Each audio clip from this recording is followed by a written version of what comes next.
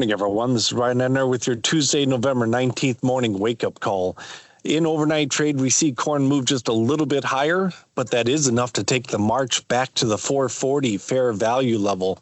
So after seeing corn run about 10, 12 cents underneath that level, quickly seeing it bounce back to that as of this morning. So we would now say that the corn is fairly priced, so that puts it dead in the middle. We could go a little overpriced, we could go a little underpriced, but as of this morning, this represents the 50-50 dead in the middle mark here at 440.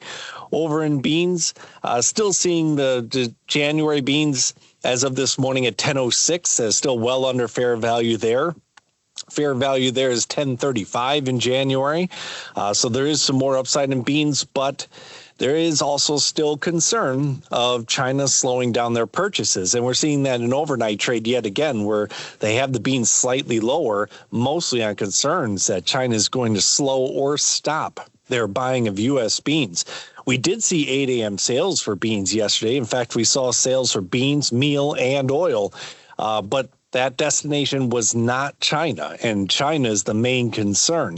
So in total, we'll say that exports have slowed. There's no arguing that. This weekly report on Thursday will show a slowdown. But what we don't know is if China is coming to a complete halt or a drastic slowdown yet. So we'll have to see Thursday's report to know for sure. But that is the number one reason why beans remain under fair value.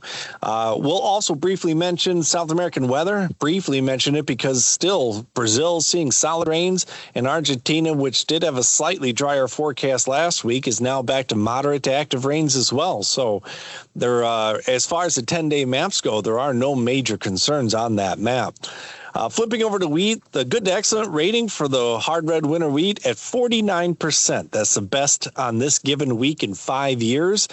Trade expected 46. The 5-year average is 45. So we are well over those two numbers. And again, like we said, the best good to excellent rating at this time of the year in 5 years. So that may add a little bit more pressure on the market today, but we are also seeing the U.S. dollar come off the recent spike high. It's been a very slow correction, and to this date, it isn't that large of a correction yet, but just seeing it move away from that spike high has eased some export concern for down the road when it comes to wheat. Over in cattle, box beef was higher yesterday. That makes the third Monday in a row that box beef was higher. Choice was up $3.94. Select was down 69 cents. Put it all together, take off last week's $2.25 lower cash trade, and Packers are starting this morning with gross profits at negative 15 cents. So nice bounce in the box beef. But with Packer gross profits still negative, at any level negative, it's hard to assume a steady, much less higher cash trade just yet.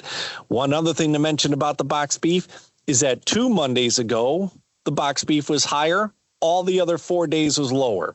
And then last Monday, same thing. Monday's box beef was higher. Tuesday through the rest of the week, all lower. So again, this is why we want to say you need to see 2 or 3 higher box beef reports in order to get fundamentally a sound feeling on the fundamental side. Now, we know speculators have been overly optimistic for 2.5, 3 weeks now. So seeing even one higher box beef report took the cattle up $1 yesterday, and the fats and feeders were up 227.5 in the January. And we do have a cattle on feed report Friday. We are even anticipating on that report a small increase to placements. But we've seen plenty of times before where even a cattle on feed number that's supposed to be slightly bearish, trade still pre-buys it. This is the number one thing that trade loves, pre-buying in cattle. So we'll see what we get. On the fundamental side, we need more higher box beef reports. On the speculative side, we should expect more general future support on even small positive news. But if we're going to end the week higher, we need a higher cash trade, and that needs a higher box beef. If you have any questions on anything you've heard here, give me a call direct, 815-578-6159, and continue tuning in to Morning Wake Up Calls.